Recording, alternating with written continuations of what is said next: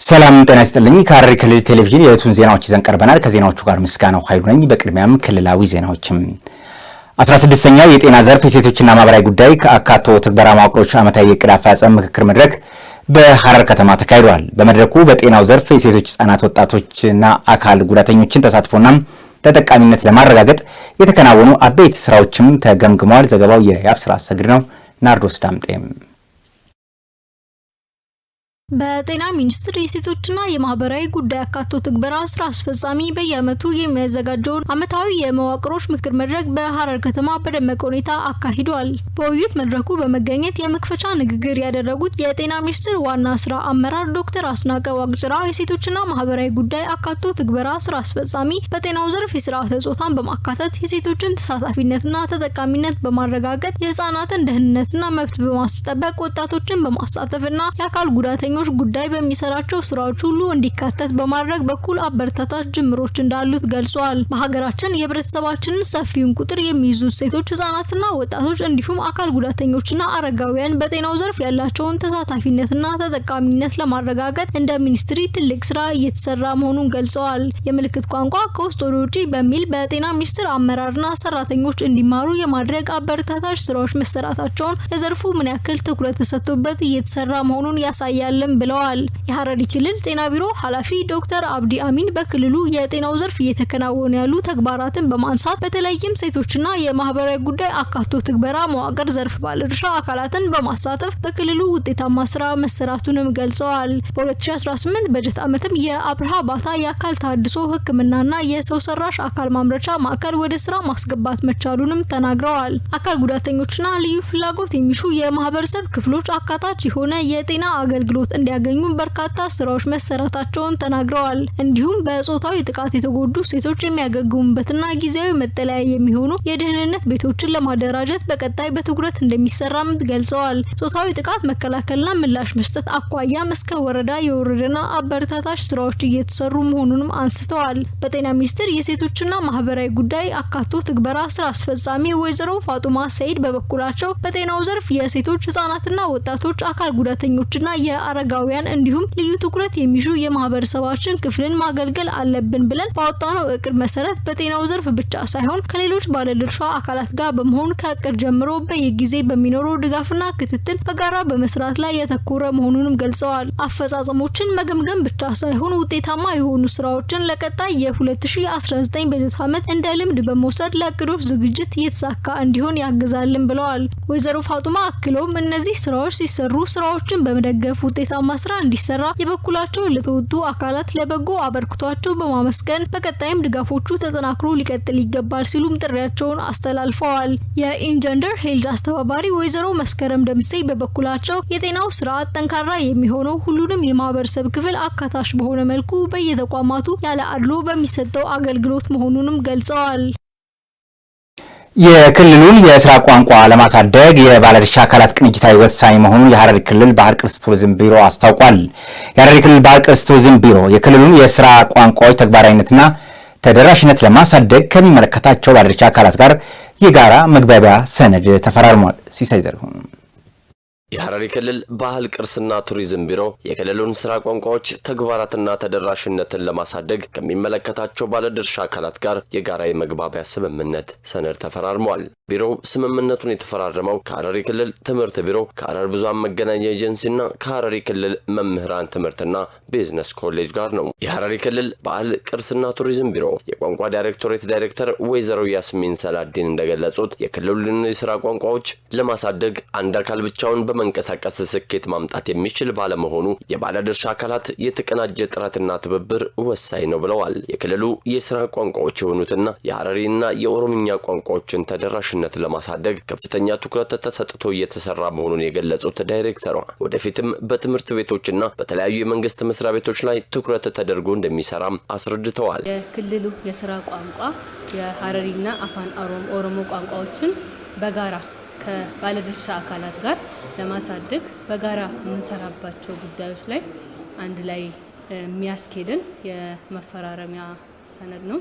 ይህም ማለት ቋንቋን ለማሳደግ አንድ አካል ብቻ በቂ አይደለም። ስለዚህ ከሚመለከታቸው አካላቶች ጋር የስራ ቋንቋውን ተግባራዊ ማድረግ ላይ ያሉትን ክፍተቶች በጋራ ለማሟላትና ወደፊት የቋንቋውን ተደራሽነት ለማስፋት አንድ ላይ በጋራ የምንሄድበት ይሆናል። ወይዘሮ ያስሚን አክለው በ2019 በጀት ዓመት የቋንቋዎቹን ተደራሽነት ግብ ለማሳካት በትምህርት ቤቶች ውስጥ የሚስተዋለውን የቋንቋ መምህራን እጥረት ለመቅረፍና የትምህርት ጥራትን ለማስጠበቅ አስፈላጊውን ድጋፍና ክትትል እንደሚደረግም ገልጸዋል። ከዚህ በተጨማሪም በክልሉ ብዙሃን መገናኛ ኤጀንሲ የህዝቡን ግንዛቤ የሚያሳድጉ የቴሌቪዥንና የሬዲዮ ፕሮግራሞችን በማዘጋጀት የሥራ ቋንቋዎቹን ይበልጥ ለማስፋት በትኩረት እንደሚሰራም አስታውቀዋል። ትምህርት ጥራት የክልሉ የሥራ ቋንቋንም ተግባራዊ ለማድረግ በተለይ 2019 ዓመት በጀት ዓመትን በዚሁ ሂደት የምንጀምርበት የትምህርት ጥራትን በትምህርት ቤቶች ላይ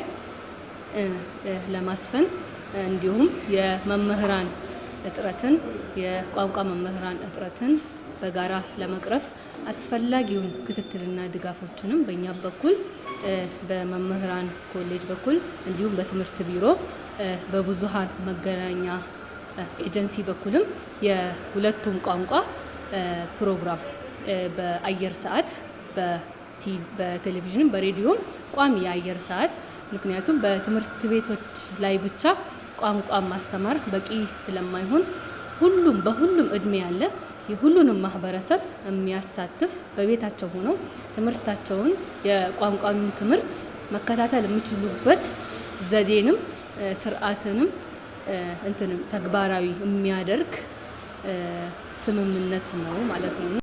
በመጨረሻም ይህንን ተቋማትና ክልላዊ ስራ ከግብ ለማድረስ ሁሉም የሚመለከታቸው አካላት አስፈላጊውን ተሳትፎና ድጋፍ በማድረግ የሚጠበቅባቸውን ኃላፊነት እንዲወጡም ጥሪያቸውን አቅርበዋል። በሐረሪ ክልል የወጣቶች የስብና ልማት ማዕከላትን በክረምት ወራት ወጣቶችን ተጠቃሚ የሚያደርጉ ዘርፈ ብዙ ዝግጅቶችን ማጠናቀቃቸውን የክልሉ ወጣቶች ስብና ልማት ማዕከል አስታውቋል። በዚህም ወጣቶች የሚሳተፉበት 16 አይነት አገልግሎቶችን ለመስጠት መዘጋጀታቸውም እንዲሁ ተገልጿል። ሲሳይ ዘሪሁን በሐረሪ ክልል የወጣቶች ስብዕና ልማት ማዕከላት በክረምት ወራት ወጣቶችን ተጠቃሚ የሚያደርጉ ዘርፈ ብዙ ዝግጅቶችን ማጠናቀቁን የክልሉ ወጣቶች ስብዕና ልማት ማዕከል አስታውቋል። የማዕከሉ ስራ አስኪያጅ አቶ ኢምራን አብዱ ሰመድ እንዳሉት በማዕከሉ በክረምት ወራት በሚያከናውናቸው አበይት ተግባራት ዙሪያ መግለጫን የሰጡ ሲሆን በመግለጫቸውም የክልሉ መንግስት ትኩረት ሰጥቶ ከሚያከናውናቸው ተግባራት መካከል ወጣቶችን በስብዕና ማዕከላት አማካኝነት ተጠቃሚ ማድረግ አንዱ መሆኑን ጠቅሰዋል። በዚህም በክልሉ በሚገኙ ማዕከላት በክረምት በጎ ፈቃድ አገልግሎት ወጣቶችን የሚያሳትፉ 16 አይነት አገልግሎቶችን ለመስጠት የሚያስችል ዝግጅት መደረጉን ገልጸዋል። እነዚህ ማዕከላት ይላሉ ወጣቶች ጊዜያቸውን በአግባቡ በመጠቀም ክህሎታቸውን እንዲያዳብሩ ከማስቻላቸውም በላይ እረፍታቸውን ባልባሌ ቦታ እንዳያባክኑ ከፍተኛ ሚና እንዳላቸው ስራ አስኪያጁ አስገንዝበዋል። በተለይም ይላሉ ማዕከላቱ በሚሰጡት አገልግሎት ወጣቱን በበጎ ስነ ምግባር ከመግራት ባሻገር የተሰጡ ባለቤቶችን አቅማቸውን አውጥተው እንዲያሳድጉም ወይንም እንዲያሳዩ ምቹ ሁኔታ መፈጠሩን አብራርተዋል። በዚህም መሰረት በክረምት ወራት በሳይንስ፣ በስዕል፣ በህይወት ክህሎት ስልጠና፣ በኪነ ጥበብ እንዲሁም በውዝዋዜና በተለያዩ የኪነ ጥበብ ትምህርቶች፣ በስፖርታዊ እንቅስቃሴዎች፣ በጂም አገልግሎት ወጣቶችን ተጠቃሚ ለማድረግም ታቅዷል ነው ያሉት። በተጨማሪም በኢንፎርሜሽን ኮሚኒኬሽን ቴክኖሎጂ፣ በስነ ተዋልዶ ጤና፣ በፈጠራ ሰርቶ ማሳየት ስራዎች ላይ ትኩረት ተደርጎ እንደሚሰራም ወጣት ኢምራን አብዱ ሰመድ በመግለጫቸው አመላክተዋል። የአእምሮ ጤና እክል በጊዜ ሕክምና ካገኘ እንደ ማንኛውም በሽታ መዳን የሚችል መሆኑን መገንዘብ ይገባል ተባለም። በሐረማያ ዩኒቨርሲቲ የህይወት ፋና አጠቃላይ ስፔሻላይዝድ ሆስፒታል እየተሰጠ ባለው የስነ አእምሮ ሕክምና ምክክር አገልግሎት የበርካታ ዜጎችን ጤንነት መመለስ መቻሉንም ገልጿል። ዘገባው የመሐመድ አብደላ ነው። ቤተልሔም ደሴም በሐረማያ ዩኒቨርሲቲ ህይወት ፋና አጠቃላይ ስፔሻላይዝድ ሆስፒታል እየተሰጠ ባለው የስነ አእምሮ ህክምናና የምክር አገልግሎት የበርካታ ዜጎች ጤንነት መመለስ መቻሉን ተገልጿል። ያነጋገርናቸው የአገልግሎቱ ተጠቃሚዎች እንደገለጹት ቀደም ሲል የአእምሮ እክሎች በህክምና ተቋም ማስታመም የተለመደ እንዳልነበርና አሁን ላይ ባገኙት መረጃ መሰረት ወደ ሆስፒታል በመምጣት በቂ ህክምና እያገኙ መሆኑን ተናግረዋል። ታካሚዎች አክለውም በህብረተሰቡ ውስጥ ቀደም ሲል የአእምሮ ህመም ያጋጠመው ሰው በባህላዊ መንገድ ለማከም በሚደረግ ጥረት ላይ ተጨማሪ አካላዊና ስነልቦናዊ ጉዳት ይደርስባቸው እንደነበር አስታውሰው አሁን ላይ በዘመናዊ መንገድ ይህንን ህክምና ማግኘት በመቻላቸው የተሰማቸውን ከፍተኛ ደስታ ገልጸዋል። መቃን ከየፍቱ ጀራት ሉኩሰዳን ከየውሳማ መስበህ አርዳነጊያ ስሜ ይፍቱ ሼካ ይባላል። ህመምተኛዬ ኡሳማ ሚስባህ ነው። የመጣሁት ከማያ ሲቲ ነጋያ ቀበሌ ነው። ራሱን አሞት በአወዳይ ሁለተኛ ደረጃ ትምህርት ቤት ውስጥ ከአስተማሪ ጋር ተጋጭቶ ደብተርና እስክሪብቶንም በትኖ ወደ ቤት ተመለሰ። አይሱን መና ስኩልቲ መና በኖታ አይሳ ሎሌጬ አኔ መቃንኮ አብራሂም አልይ ሙሳ በያኔ ጃማ አራዳንት ስሜ ኢብራሂም አሊ ሙሳ ይባላል። የመጣሁት ከጃርሶ ወረዳ ሚጼ ቀበሌ ነው። አብዱል መጂድ ኢብራሂም የሚባለውን ልጅን ይዤ ነው የመጣሁት። የመጣንበት ምክንያት ይህንን የሃይማኖትና ዘመናዊ ትምህርት ጎን ለጎን እየተማረ ያለ የአእምሮ ጤና ችግር ስላጋጠመው ነው። ሁለቱም ትምህርቶች በጣም ጎበዝ ነው። ጥሩ ሁኔታ ላይ ይገኛል። والله انسان فيديو አንቱራን ካናም መሸኻ ብራን ገይሰ ቆብማን ቅዱስ ጅረጂ መጀመሪያ ላይ ወደ ባህላዊ ሕክምና ወቂ ዘንድ ወስጄው አሳክመነው ነበር። ከዚያም በኋላ ግን ቤት ውስጥ አስሮት ይቀመጥ ነበር። በኋላ ላይ ቤቴ ለጤና ጣቢያ ቅርብ በመሆኑ ባለሙያዎችን ማማከር ጀመርኩኝ። እነሱም በሐሳብ በመደገፍ በአምቡላንስ እንዲሁም በጤና መድህን አማካኝነት ሪፈራል ጽፈውልኝ እዚህ መጣው። አሁን በቂ አገልግሎት እያገኘው ነው። መተያጅለ በቃ ስርቴን ፈላችሁ ጅራ ተያጅለ በሬዳ ያርከደ መቃንክ የጀማል ሼክ አልይ ጃማ ለከረራዱ ስሜ ጀማል ሼክ አልይ ይባላል። የመጣው ደግሞ ከሐረሪ ክልል ሶፊ ወረዳ ነው። የመጣንበት ምክንያት ልጅ የአእምሮ ህመም ስላጋጠመው ነው። አሁን አገልግሎትና መድኃኒት በማግኘት በጥሩ ሁኔታ ላይ ይገኛል። ህዝባችንም ይህንን ተረድቶ እዚህ እንዲመጣ መልእክቴን አስተላልፋለሁ። አማ ፈያ ጅረኑ ማኑ እንዲኑ የሆስፒታሉ የአእምሮ ጤና ባለሙያ የሆኑት አቶ ሲሳይ አያነው በኩላቸው በዚህ ዘርፍ የሚሰጠው አገልግሎት ድርብ ኃላፊነትን የሚጠይቅና ከፍተኛ ጥንቃቄ የሚያሻ መሆኑን ገልጸዋል። በህብረተሰቡ ውስጥ ለአእምሮ ህመምተኞች በአፍና በአፍንጫ በኩል የሚሰጡ ባህላዊ መድኃኒቶች በጉበት ላይ ከፍተኛ ጉዳት የሚያስከትሉ መሆናቸውን የጠቀሱት ባለሙያው ይህም ህመምተኞችን ወደ ህክምና ተቋም በሚመጡበት ወቅት በህክምና ሂደት ላይ እክል እንደሚፈጥር አብራርተዋል። tajaajila dastikinin kan yeroo dura yeroo ammaa kan haala baay'inaan jijjiirama guddaa qaba ummatoota እዚህ የመጣ ነው አገልግሎቱ የተሻለና ትልቅ ለውጥ ላይ ይገኛል። ህዝቡ መድኃኒት የሚወስድበት መንገድ፣ ተኝቶ የሚታከምበት ሁኔታ እና እየተመላለሱ የመታከም አገልግሎትን እያገኘ ነው። የህብረተሰቡ ግንዛቤን በመሻሻሉ በጤና ባለሙያዎች ትዕዛዝ የሚሰጠውን መድኃኒት ይከታተላሉ፣ ይወስዳሉ። ህብረተሰባችንም ቀደም ሲል ወደ ባህላዊ ሐኪም በመውሰድና ቤት ውስጥ በማሰር ለሌላ ችግር ያጋልጠው ነበር። በእኛ ዘንድ እየታከምላሉ በሳምንት 3 ጊዜ ስለ አእምሮ ህመም ምንነት፣ ስለ መድኃኒት አጠቃቀምና መድኃኒት ማቋረጥ ስለሌለባቸው በባለሙያ ምክር ይሰጣቸዋል። ወደ ቤት ሲመለሱም ለህብረተሰቡ ግንዛቤ እንዲፈጥሩ እንመክራቸዋለን። ኡመተሳኒ አከበርሲሰን ይዋንጎኔፉ ቶርመንት የሩሳ ዲዋን ከንኑፉ በህይወት ፋና አጠቃላይ ሆስፒታል የአእምሮ ህክምና ክፍል ተወካይ አቶ ኢርኮ አሰፋ በበኩላቸው የአእምሮ ህመም እንደ ማንኛውም በሽታ መታከም የሚችል ቢሆንም ማህበረሰባችን ግን ግንዛቤ ከማጣቱ የተነሳ ከህመምተኞች ጋር አብሮ ሲሰቃይ መቆየቱን አንስተዋል። በአሁኑ ወቅት የሚሰጠው ህክምና በአግባቡ በመከታተል ጤንነታቸው ተመልሶ በየሳምንቱ ወደ የመኖሪያ ቀያቸው የሚመለሱ ሰዎች ቁጥር በርካታ መሆኑንም አስረድተዋል። ያኮብሳለ ከኛት ተጃጀል ከነሙ ተጃለ ወላን ሰሙቲ ተጃለብሳለ ከኝከንድ ከሳተቆ እንደ ሆስፒታላችን የአእምሮ ህክምና አገልግሎት እየተሰጠ ይገኛል። ይህ ህክምና ልክ እንደ ማንኛውም ተመላላሽ ህክምና የ24 ሰዓትና ድንገተኛ ህክምና፣ የረጅም ጊዜ ህክምናና ተኝቶ የመታከም አገልግሎትን እየሰጠን እንገኛለን። በዩኒቨርሲቲው የአእምሮ ጤና መምህርና አማካሪ የሆኑት አቶ ከማል አልይ በኩላቸው ዩኒቨርሲቲው የአእምሮ ጤና ባለሙያዎችን በማፍራትና የአእምሮ ጤና ችግሮችን የሚዳስሱ የተለያዩ ኮንፈረንሶችን በማዘጋጀት ላይ ትኩረት አድርጎ እየሰራ መሆኑን ገልጸዋል። ይህም አእምሮ ጤና ችግር በህብረተሰቡ ላይ ከኢኮኖሚና ማህበራዊ መስተጋብር አኳያ ከፍተኛ ጉዳት እያደረሰ መሆኑንም ጠቅሰዋል። ፈያ ሰሙረት ወንባዩ ጀቻ ጀራ አስቲ ሆስፒታል እንደገለሰ ህይወት ፋናቲ በህይወት ፋና አጠቃላይ ኮምፕሬሄንሲቭ ስፔሻላይዝድ ሆስፒታል በአእምሮ ጤና ላይ በርካታ ስራዎች እየተሰሩ ይገኛሉ። ተመላላሽ ተኝቶ የመታከምና የወርሃዊ ክትትል የሚያደርጉም የአእምሮ ጤና ባለሙያዎች እንዲሁም ጤና አገልግሎቶች አሉ። እዚህ በሰፊው የአእምሮ ህክምናና አገልግሎት እየተሰጠ ይገኛል። ጤና ሲባል የህዝባችን የሚያውቀው የአካል ጤንነት ብቻ ነው።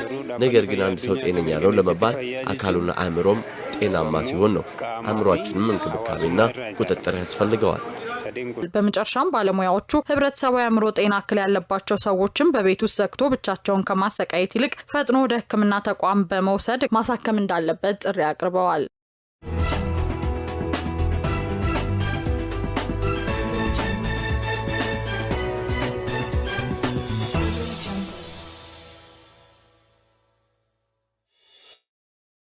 ወደ ሀገር አቀፍ ዘገባዎች ተሻገርን። የህዝብ ተወካዮች ምክር ቤት 29ኛውን መደበኛ ስብሰባውን ነገ ያደርጋል። በሌላ ዜና ደግሞ የፋይዳ ዲጂታል መታወቂያ የሴቶችን ማህበራዊና ኢኮኖሚያዊ ተጠቃሚነት በማረጋገጥ ከፍተኛ አስተዋጽኦ እያበረከተ መሆኑን የሴቶችና ማህበራዊ ጉዳይ ሚኒስቴር ገለጸ። የሚሉትንና ሌሎችንም ጨምረን ኢሌኒሽ መልስ ሀገር አቀፍ ጉዳዮችን ወደ እናንተ ታደርሳለች።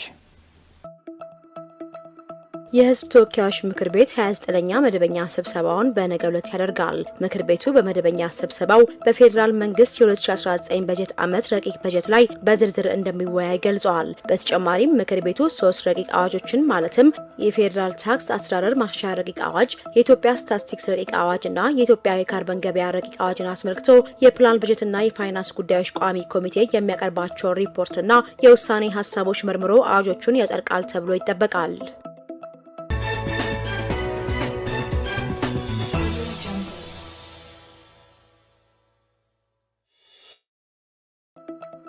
የፋይዳ ዲጂታል መታወቂያ የሴቶችን ማህበራዊና ኢኮኖሚያዊ ተጠቃሚነት በማረጋገጥ ከፍተኛ አስተዋጽኦ እያበረከተ መሆኑን የሴቶችና ማህበራዊ ጉዳይ ሚኒስቴር ገልጿል። በኢትዮጵያ 2018 በጀት ዓመት እስከ ሰኔ 30 ቀን ድረስ የፋይዳ መታወቂያ ተጠቃሚዎችን ቁጥር ወደ 90 ሚሊዮን ለማድረስ ግብ መቀመጡ ይታወቃል። የሴቶችና ማህበራዊ ጉዳይ ሚኒስትር ዴኤታ ሂክማ ከይረዲን ለኢዜአ እንዳሉት የሴቶችን የዲጂታል አገልግሎት ተጠቃሚነት ለማላቅ የፋይዳ ዲጂታል መታወቂያ ባለቤትነትና ተደራሽነትን በስፋት እየተሰራበት ይገኛል። ከብሔራዊ መታወቂያ ፕሮግራምና ከባለድርሻ አካላት ጋር በመተባበርም በሀገር አቀፍ ደረጃ ሴቶች የፋይዳ ዲጂታል መታወቂያ ባለቤት እንዲሆኑ የተደረገ እንደሚገኝም ገልጸዋል። በእስካሁኑ ሂደት 26 ሚሊዮን ሴቶችን የብሔራዊ ዲጂታል መታወቂያ ባለቤት በማድረግ የዲጂታል አገልግሎት ተጠቃሚ እንዲሆኑ የተደረገ መሆኑን ተናግረዋል። በዚህም የፋይዳ ዲጂታል መታወቂያ ተደራሽነትም የሴቶችን ማህበራዊና ኢኮኖሚያዊ ተጠቃሚነት በማረጋገጥ ከፍተኛ አስተዋጽኦ እያበረከተ እንደሚገኝ ገልጸዋል።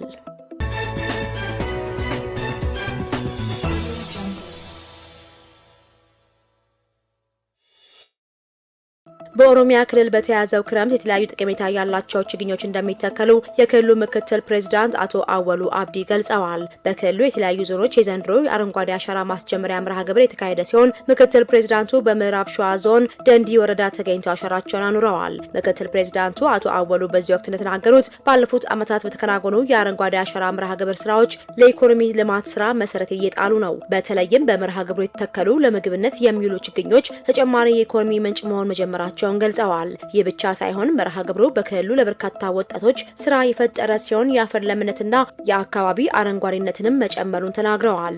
መርሃ ግብሩ እየተካሄደ የሚገኘውን ከተረጂነት ወደ ምርታማነት የሚደረገውን ጉዞ ለማሳካትም እያገዘ መሆኑን ጠቅሰዋል። በተያዘው ክረምት በአረንጓዴ አሻራ መርሃ ግብር በክልሉ ዘርፈ ብዙ ጠቀሜታ ያላቸው ችግኞች በ94,000 ሄክታር መሬት ላይ ይተከላልን ብለዋል።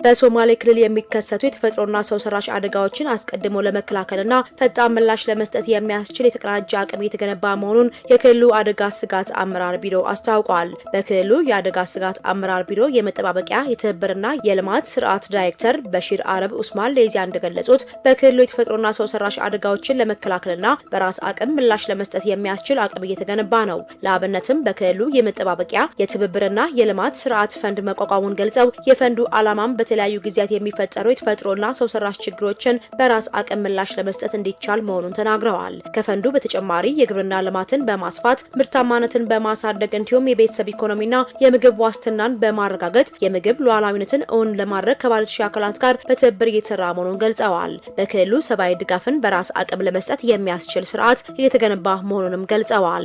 የስርዓት የእህል ክምችትና የቁሳቁስ ዝግጅትን በማጠናከር የምግብ ሉዓላዊነትን ለማረጋገጥና ከተረጂነት ለመላቀቅ ታስቦ የተዘጋጀ መሆኑንም አብራርተዋል። በበጋ ወቅት ሰብአዊ ድጋፍ ለሚያስፈልጋቸው ወገኖች ከ75,000 ኩንታል በላይ የእህል ድጋፍ መደረጉን ገልጸው ከዚህ በተጨማሪም የውሃ እጥረት ባለባቸው አካባቢዎች በቦቴ ውሃ የማቅረብ የተበላሹ የውሃ ምንጮችን የመጠገን እንዲሁም ከግብርና ሚኒስቴርና ከክልሉ አርብቶ አደር ልማት ጋር በመተባበር የእንስሳት መኖ የማቅረብ ስራ መከናወኑን አብራርተዋል። በክልሉ የተቋቋመው የመጠባበቂያ የትብብርና የልማት ስርዓት ፈንድ ከተመሰረተ ጀምሮ ባለው ከአንድ ዓመት ባነሰ ጊዜ ውስጥ ወደ 450 ሚሊዮን ብር ማሰባሰብ መቻሉን ለአብነት ገልጸዋል።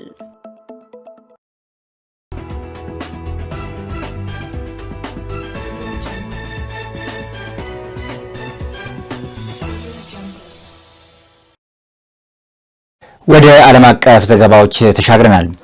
በእንግሊዝ ከ1 ሚሊዮን በላይ ህጻናት ለአእምሮ ሕክምና እንደተላኩ አንድ ሪፖርት አመለከተም። የኦቲዝም ተጠቂ እንደሆኑ የተጠረጠሩት ኬዞች ቁጥርም በአንድ ዓመት ውስጥ በ50% ጨምሮ ከ96,000 በላይ መድረሱን ነው የተነገረው። ዘገባው የቢቢሲ ነው። ባህር ጠንክር በእንግሊዝ የአእምሮ ጤና አገልግሎት እንዲያገኙ የሚላኩ ህጻናት ቁጥር በዚህ ዓመት በ10 በመቶ ጨምሮ ከ1 ሚሊዮን በላይ መድረሱ አንድ ሪፖርት አመለከተም። ከአውሮፓውያኑ 2004 እስከ 2025 ያለው ጊዜ የሸፈነው ሪፖርት እንዳመለከተው ቁጥሩ ከ2018 እስከ 2019 ከነበረው ወደ እጥፍ ገደማ ጨምሯል። ጭንቀት ከተጠቀሱት የአእምሮ ጤና እክሎች ውስጥ በብዛት የታየ ሲሆን የአእምሮ ጤና አገልግሎት እንዲያገኙ ከተላኩ ህጻናት ቁጥርም 16 በመቶውን ይዘዋል። የኦቲዝም ተጠቂ እንደሆኑ የተጠረጠሩ ኬዞች ቁጥርም በአንድ ዓመት ውስጥ በ50 በመቶ ጨምሮ ከ96,000 በላይ ደርሷል። አንድ የኤዲኤችዲ እና ያለ ፍቃድ የሚያጋጥም የአካል እንቅስቃሴና ድምጽ ማውጣት ወይም ቶርቲስ ሲንድሮም ያሉ ሌሎች የነርቭና የአንጎል እድገቶች ችግሮችም በሩብ ያህል ጨምሯል። የህፃናት ኮሚሽነር ዳሜ ሬቸል ዲ ሳውዝ ከ2004 እስከ 2025 ያለው ጊዜ በሚሸፍነው የህፃናትና ታዳጊዎች የአእምሮ ጤና አገልግሎት ዓመታዊ ሪፖርታቸው የቁጥሩ መጨመር የጤና አገልግሎት ለማግኘት የሚደረገው ጥበቃ እንደሚያስረዝመው ማስጠንቅቋል። እንደ ሪፖርቱ ከሆነም ከሲሶ በላይ የሚሆኑት ህፃናት የህክምና አገልግሎት ለማግኘት እስካሁን እየተጠባበቁ ሲሆን ከ60,000 በላይ የሚሆኑት እርዳታ ለማግኘት ከ2 ዓመት በላይ እየተጠባበቁ ነው። ይህ ቁጥርም ከቀደመው ዓመት ከነበረው 44,000 ጨምሯል።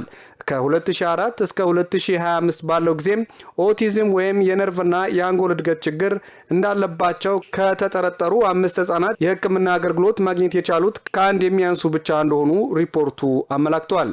እነዚህ ህጻናት አገልግሎቱን ለማግኘት በአማካይ ለ1 ዓመት ገደማ ጠብቀዋል። ህጻናት በትምህርት ቤታቸውና በማህበረሰቡ ውስጥ እርዳታ ማግኘታቸውን ለማረጋገጥ በጤና በትምህርትና በማህበራዊ እንክብካቤ የተቀናጀ አገልግሎት በመፍጠር ከፍተኛ ትኩረት መስጠት እንደሚያስፈልግም ምሁራኑ አስታውቀዋል። በቬንዙዌላም በሁለት ከባድ ርዕደ መሬት ከተመታች በኋላም በተደረጉ የነፍስ አድን ጥረቶች ተአምራዊ ነገሮች እየታዩ ይገኛሉ። ርዕደ መሬቱ በአገሪቱ ታሪክ ያጋጠመ አስከፊ የተፈጥሮ አደጋ ነው ተብሏል። ዘገባው ቢቢሲ ነው። ኢዩብ ካዛሊ ያቀርበዋል።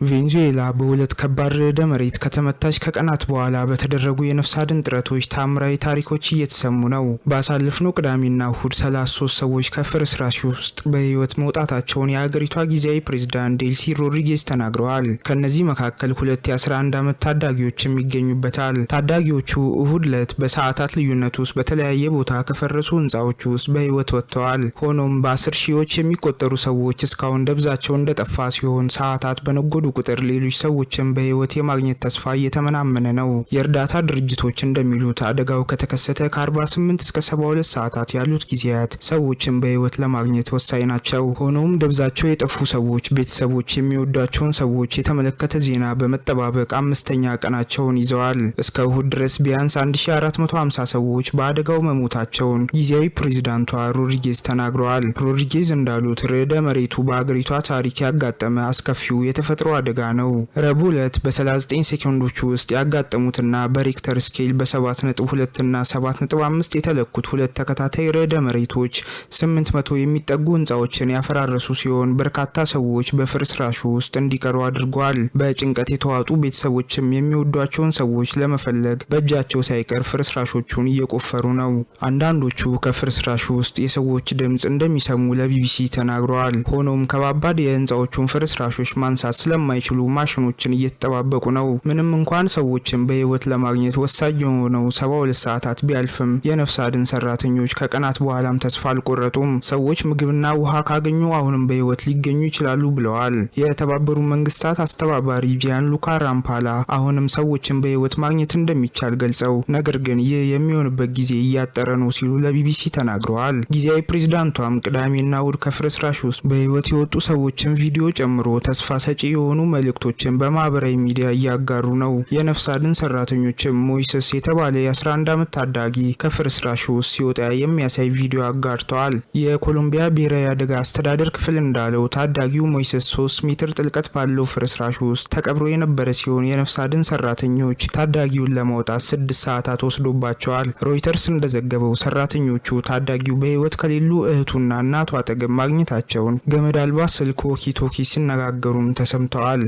ተመልካቾቻችን ከሐረሪ ክልል ቴሌቪዥን ለዕለቱ የነበሩን ዜናዎች የተከታተላችሁትን ይመስል ነበር። ዜናዎቹ ወደ እናንተ በማድረስ በኩል ምስጋናው ኃይሉ አብሬያችሁ ቆይታ አድርጌያለሁ።